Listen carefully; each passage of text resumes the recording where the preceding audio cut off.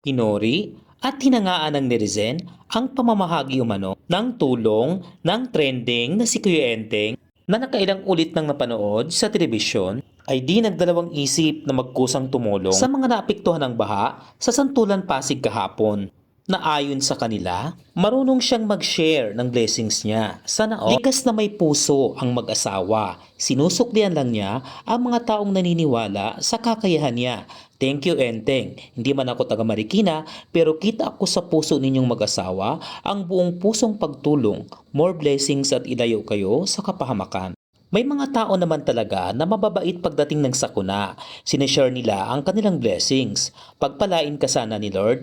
Kaya naman, muli na namang nagpasalamat si Kuya Enteng mula sa GWM Philippines dahil may nagamit na umano na sasakyan para makapagpamahagi ng konting tulong sa mga nasalanta ng bagyo. Since maulan dito sa Antipolo, so gamit na gamit ba talaga yung sasakyan?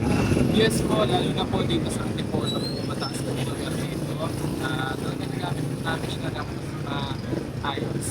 So, napaka-applicable din po natin sa kaya sa basic na dito. So napakaswerte kasi biniyayaan ka nung sasakyan. Na talaga namang napakalaking tulong na ginamit nga nila sa unang pagkakataon nang sila ay magtinda sa Antipolo na pinilahan, inabangan nga ng kanyang mga customer. At ito pa ang nakakabilib, hindi umabot ng isang oras, sold out agad.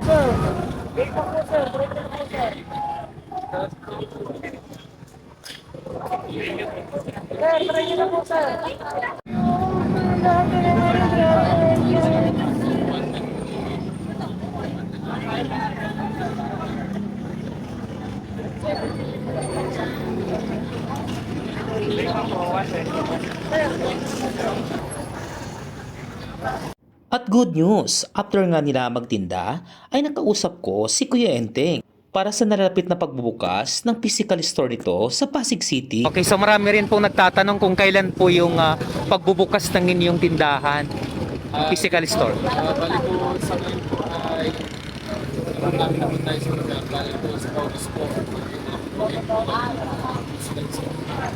Ay, malapit na, August pala. So, ano pong masasabi mo sa mga solid customers mo, sa mga followers mo? Patuloy po kami nagpapasalamat sa mga suporta at lagi na po sa mga nag-sponsor po sa amin at mga tiwala sa amin, mga nagtitiwala na wala po ng suporta na lang po. Lalo-lalo po sa lalo na po sa amin. Okay, so ano po yung sunod na lugar na dadayuhin na naman ni Kuya Enteng? Nagsusunod po ngayong July 26 at July 27 po nandiyan po next lugar Batangas po. Sa lugar po ninyo. Sa lugar po ng kasama ko.